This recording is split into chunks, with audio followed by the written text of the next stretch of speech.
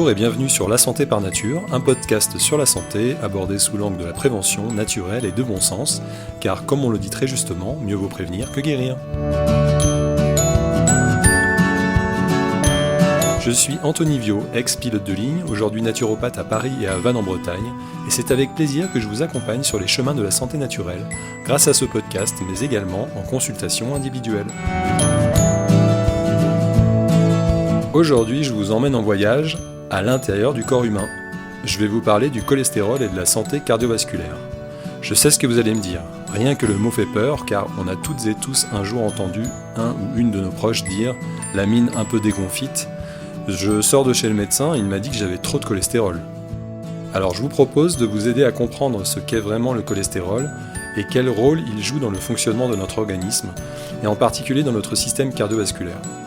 Dans cet épisode, une fois n'est pas coutume, je parle un peu de certaines pathologies cardiovasculaires, mais c'est uniquement parce que je trouve ça intéressant de comprendre pourquoi et comment elles apparaissent, pour pouvoir mieux les éviter, vu qu'elles sont très fréquentes de nos jours.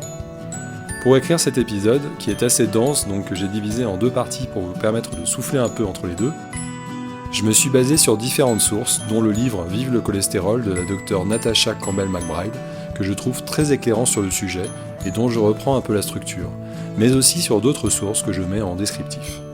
Bien sûr, comme d'habitude, en cas de problème de santé, consultez toujours votre médecin en première intention, avant éventuellement de vous rendre chez un praticien de santé holistique, tel qu'un ou une naturopathe, pour travailler sur votre terrain et renforcer votre organisme durablement et de manière naturelle. Je rappelle que la naturopathie n'est pas là pour traiter les pathologies, mais pour vous mettre dans de bonnes dispositions pour rester le plus longtemps possible en bonne santé. Donc, je me permets d'insister, si vous êtes concerné par des anomalies du cholestérol ou des troubles cardiovasculaires, cet épisode vous aidera peut-être à en savoir plus sur ce sujet, mais pas d'hésitation, suivez toujours avant toute chose les conseils de votre médecin.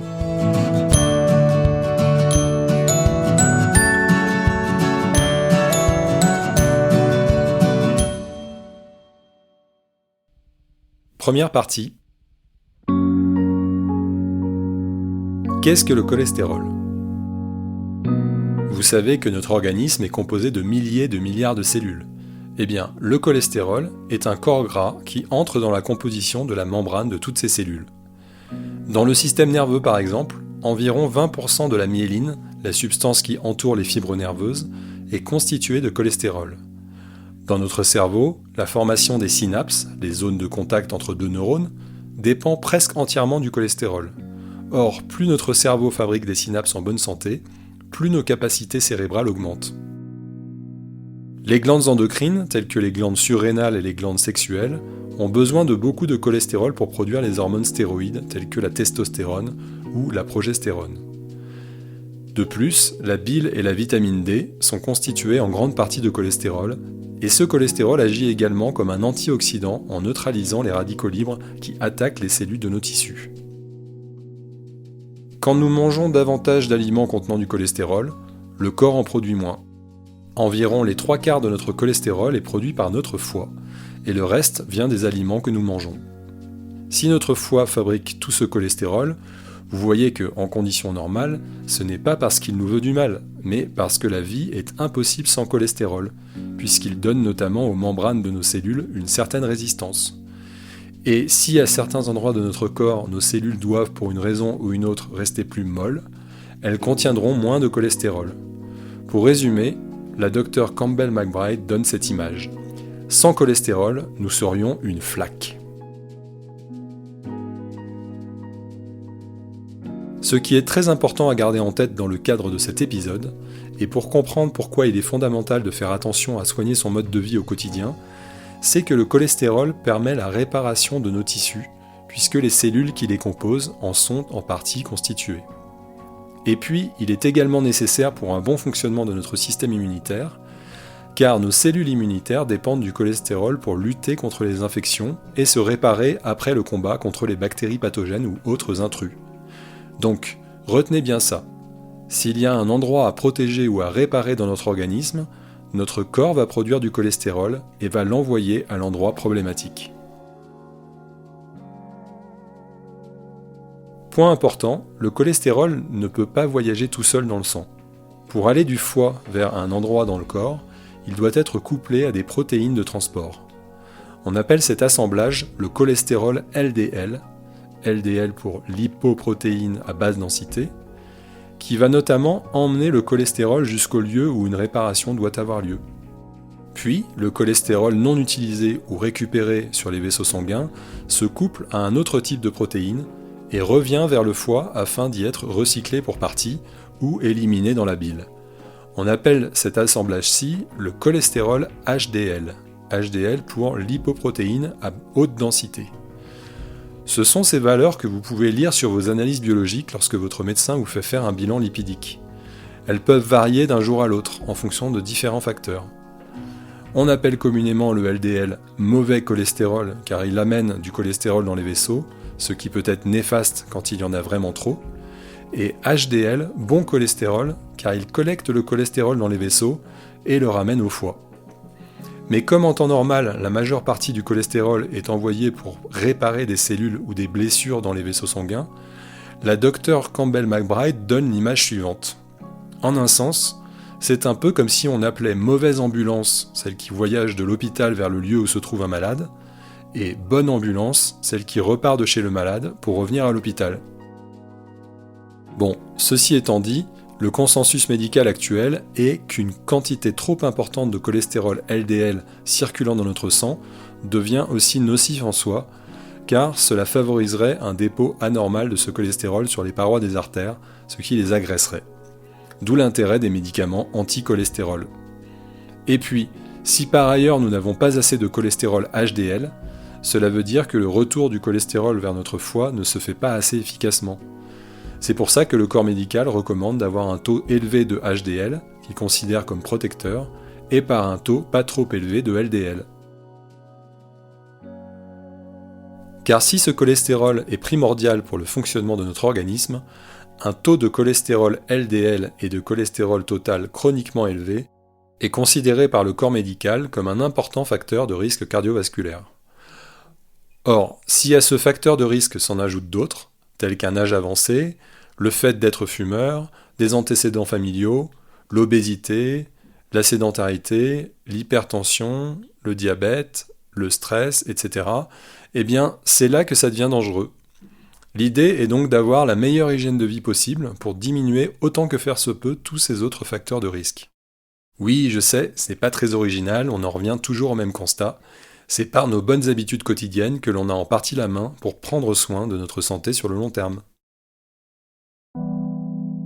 En parlant du système immunitaire, la Dr Campbell McBride explique aussi que, même s'il a mauvaise presse, le cholestérol LDL procure un avantage qui est de s'attacher à certaines toxines bactériennes dangereuses, qu'il désactive, les empêchant de nuire à notre organisme. Un exemple, elle explique que le staphylocoque doré, qui cause une infection courante en milieu hospitalier et peut dissoudre les globules rouges, ne fonctionne pas en présence de cholestérol LDL. Une des raisons pour lesquelles nous avons parfois un taux de cholestérol élevé est donc que notre corps réagit à une lésion ou à une attaque quelque part dans nos artères et est en train de s'auto-réparer. Quand le danger est écarté, ou les lésions réparées, eh bien normalement le cholestérol sanguin baisse naturellement. Mais si une maladie chronique ou une agression tenace cause des dommages constants à notre organisme, notre taux de cholestérol sanguin restera élevé en permanence. Vous voyez donc qu'un cholestérol élevé peut en réalité être parfois plus une conséquence qu'une cause. Il est souvent désigné comme coupable de l'athérosclérose, c'est-à-dire les plaques obstruant les artères, simplement parce qu'on le retrouve à l'intérieur de ces plaques. Mais on comprend donc que ça n'est pas toujours forcément le cas, puisque la cause des lésions vasculaires peut être autre. Cela dit, comme je vous le disais, un taux constamment très élevé de cholestérol est aussi une anomalie en soi, potentiellement due à d'autres facteurs, dont je vous parlerai plus tard. Les médecins sont parfois amenés à prescrire des statines. Ce sont des médicaments qui forcent le foie à réduire sa production de cholestérol. Ils furent développés à la fin des années 1980 et sont donnés à la fois en prévention secondaire, c'est-à-dire à la suite d'un accident cardiovasculaire, mais également en prévention primaire, lorsque le médecin considère que le taux de cholestérol sanguin est chroniquement trop élevé et donc potentiellement dangereux. À ce sujet, la Dr Campbell McBride écrit « Quand un médecin détecte un taux de cholestérol élevé chez un patient, il devrait avant tout en rechercher la cause et se demander qu'est-ce qui fait du tort à cet organisme pour que le foie produise autant de cholestérol afin de résoudre le problème ? Mais la plupart du temps, il est impossible de déterminer la cause de ce taux de cholestérol élevé. C'est pour ça que, lorsque des traitements médicaux d'abaissement du taux de cholestérol sont nécessaires, ça ne fait pas de mal d'éviter en parallèle tout ce qui agresse l'organisme ou a la capacité de créer des lésions artérielles en adoptant une bonne hygiène de vie. C'est tout l'intérêt de l'alliance entre médecine conventionnelle et approche préventive basée sur le mode de vie tel que la naturopathie. Petite pause rapide pour vous rappeler que mon essai Voyage interrompu, confidence d'un pilote de ligne éco-anxieux est toujours disponible en librairie. J'y raconte la magie du métier de pilote, vu de l'intérieur, ainsi que les nombreuses prises de conscience écologiques qui m'ont amené à le quitter pour devenir naturopathe. Je mets également un lien en descriptif de l'épisode pour le commander. Les droits d'auteur de l'ouvrage sont reversés à Médecins sans frontières. Et je viendrai d'ailleurs à votre rencontre à travers la France pendant toute l'année 2026, lors de rencontres débats sur le changement de cap professionnel et sur l'avenir de l'aérien. Contactez-moi si vous souhaitez organiser une rencontre dans votre association, école, tiers-lieu, entreprise ou librairie. Et maintenant, retour à l'épisode.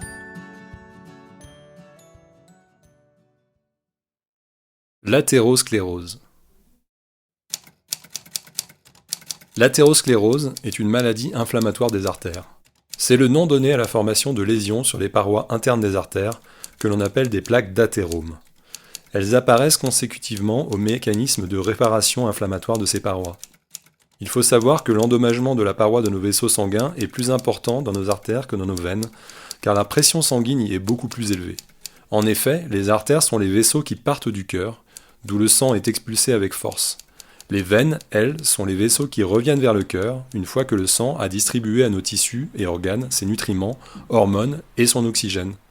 Le foie, qui filtre le sang pour le détoxifier, est justement situé sur ce trajet veineux. La pression sanguine y est donc plus faible, et les veines sont ainsi moins sujettes à lésions. Le problème des veines, c'est plutôt l'inverse, c'est-à-dire que c'est plutôt la stagnation du sang qui peut poser problème, surtout dans les jambes, à cause de la gravité et de leur éloignement de la pompe cardiaque. Et ce phénomène est souvent amplifié quand la puissance du cœur diminue avec l'âge. Petit point de vocabulaire, il ne faut pas confondre l'athérosclérose avec l'artériosclérose, qui est le durcissement des artères. C'est un autre mécanisme. Donc ces plaques d'athérome se forment en 3 phases. Première phase, toute molécule toxique ou agressive que nous hébergeons, qu'elle soit produite par nos tissus ou qu'elle vienne de l'extérieur, via l'alimentation ou la respiration par exemple, arrive tôt ou tard dans la circulation sanguine et peut créer de dommages à l'endothélium, c'est-à-dire aux parois internes de nos vaisseaux, ce qui va créer une inflammation. Le consensus médical actuel dit également qu'un excès de cholestérol LDL est lui aussi agressif pour les artères. Deuxième phase, comme dans toute inflammation, le phénomène de réparation commence par la tuméfaction, c'est-à-dire le grossissement des cellules musculaires lisses des parois des artères, ce qui donne une assise à la plaque de réparation. C'est ce chantier de réparation que l'on appelle plaque d'athérome. Or, rappelez-vous de ce que je disais au début de l'épisode, toutes les cellules qui doivent être réparées ont besoin de cholestérol pour leur structure et leur bon fonctionnement. Ces lésions attirent aussi des globules blancs qui viennent nettoyer la zone, un peu comme si vous mettiez du désinfectant sur une blessure. Le foie va donc envoyer en continu du cholestérol LDL vers cet endroit, dont le taux sanguin va logiquement augmenter. Le problème, c'est que sur place, le LDL va s'oxyder, se transformer en un agent toxique pour les vaisseaux et va donc être attaqué par des cellules immunitaires pour le rendre inoffensif. Certains globules blancs, les macrophages, grossissent en récoltant les débris de tissus endommagés, les microbes, les toxines, le cholestérol LDL oxydé et les graisses modifiées. Et tout ça est ensuite piégé dans la plaque, car entre-temps, notre organisme va recouvrir la plaque avec des fibres de collagène pour la refermer.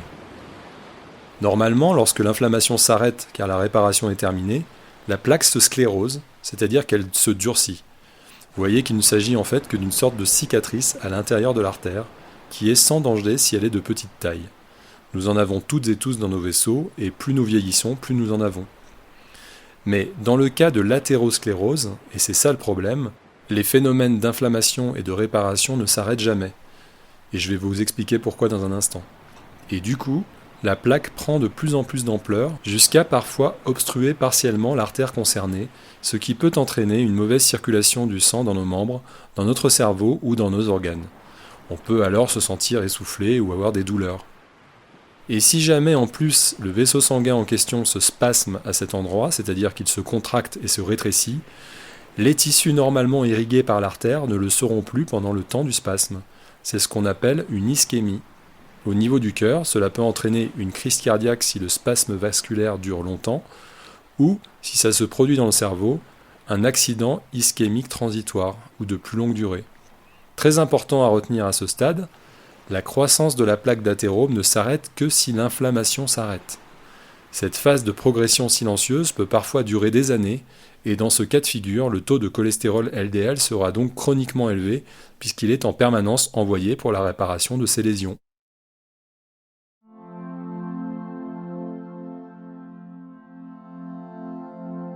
Troisième phase, si l'inflammation persiste donc, le cœur de la plaque grossit et devient mou, friable et graisseux, un peu comme un abcès qui gonfle et finira par éclater. Et si ça se produit, car la chape de collagène s'est fragilisée à cause de l'inflammation, eh bien la plaque se fissure, le sang coagule à cet endroit pour boucher le tissu ouvert grâce aux plaquettes sanguines qui s'y agrègent, et cela cause une thrombose, c'est-à-dire un caillot. L'artère peut alors devenir obstruée, entraînant là aussi dans le pire des cas un AVC si le problème a lieu dans une artère carotide, ou un infarctus du myocarde s'il a lieu dans une artère coronaire. En outre, un morceau de plaque peut se détacher, être entraîné dans le flux sanguin et bloquer une artère avec les mêmes effets. Il est intéressant de noter que des études parlent du stress émotionnel comme facteur de risque de rupture de plaque d'athérome. Ainsi, le risque d'infarctus serait multiplié par 20 dans les 24 heures qui suivent le décès d'un proche, et par 4 dans les semaines qui suivent. De même, des travaux ont décrit qu'un effort physique pouvait engendrer une rupture de la chape fibreuse de la plaque, d'autant plus profonde que l'effort fourni était intense. Bon, vous avez maintenant compris le phénomène qui mène à l'accident cardiovasculaire. Sachez qu'une grande quantité d'antioxydants est également nécessaire pour réparer au niveau de la plaque ce qui s'est oxydé lors de l'inflammation, et notamment le cholestérol LDL. Ces antioxydants sont notamment la vitamine C, la vitamine E ou les caroténoïdes. Le cholestérol qui n'a pas servi à la réparation de la lésion ou qui a pu être remis en bon état par les antioxydants va alors repartir à l'aide de la navette HDL vers le foie pour y être recyclé ou éliminé. Mais vous me voyez venir, comme notre alimentation actuelle est souvent très transformée et très pauvre en antioxydants naturels, une partie de ce cholestérol oxydé ne peut pas être réparé ni monté à bord des navettes HDL et doit rester sur place. Il est alors absorbé dans le cœur de la plaque, s'y accumulant, inerte, tel un déchet abandonné. C'est pour cela qu'on retrouve dans le cœur des plaques du cholestérol LDL oxydé. Si le cholestérol en excès sous forme LDL peut en lui-même être agressif pour les vaisseaux sanguins, il peut y avoir de nombreuses autres causes que nous allons voir maintenant. Qu'est-ce qui déclenche l'inflammation des vaisseaux ? Ici, je vais vous parler de ce qui, à part le cholestérol LDL lorsqu'il est présent en excès, peut s'avérer très toxique pour nos artères. Il se trouve que de nombreux éléments nocifs entrent en permanence dans notre corps, via la respiration, l'alimentation ou la peau et les muqueuses, et se retrouvent ensuite dans la circulation sanguine. Et une fois dans notre sang, ces substances se cognent littéralement contre les parois internes de nos vaisseaux, et peuvent, ce faisant, les endommager, en particulier, comme je vous le disais, dans les artères. Lorsque votre sang est constamment chargé en ces matières, c'est un peu comme si vous passiez régulièrement du papier de verre sur la paroi de vos artères. Vous imaginez ? Alors, quelles sont ces substances ? Eh bien, ce sont notamment les composés chimiques industriels présents dans les produits d'hygiène industrielle du commerce. Le gel douche, les parfums, les maquillages, les déodorants, etc. On ne s'en rend pas compte, mais notre peau absorbe en partie ces produits et ils passent directement dans notre sang, souvent sans passer par notre foie. C'est dommage car ils les auraient filtrés et éliminés. Ils vont donc partiellement pouvoir directement agresser nos vaisseaux. Il y a aussi les produits chimiques d'entretien de la maison et de lavage, pour les mêmes raisons, les médicaments ou compléments alimentaires qui contiennent parfois, outre leur principe actif, des dizaines d'autres ingrédients adjuvants néfastes, la cigarette et les produits chimiques qu'elle contient. Une seule bouffée de cigarette, c'est 200 000 radicaux libres qui vont agresser votre corps entier, et notamment vos poumons et vos vaisseaux sanguins. La pollution industrielle, les pesticides et autres engrais chimiques et produits chimiques agricoles, le chlore, le fluor, les nitrates et les polluants que l'on retrouve dans l'eau du robinet que nous buvons, si elle n'est pas filtrée, mais aussi les plastiques dans les eaux en bouteille et dans les animaux marins que nous mangeons. les produits chimiques ajoutés qui se trouvent souvent dans les aliments transformés industriellement, les microbes infectieux, tels que le cytomégalovirus, le virus de Zona et de la varicelle. Ils peuvent attaquer la paroi interne des vaisseaux une fois passés dans le sang. Et il y a aussi les toxines créées par les bactéries pathogènes de notre microbiote intestinal. Donc vous voyez que prendre soin de notre microbiote est aussi bénéfique pour notre santé cardiovasculaire. Et puis d'autres éléments favorisent l'inflammation à l'intérieur de nos artères.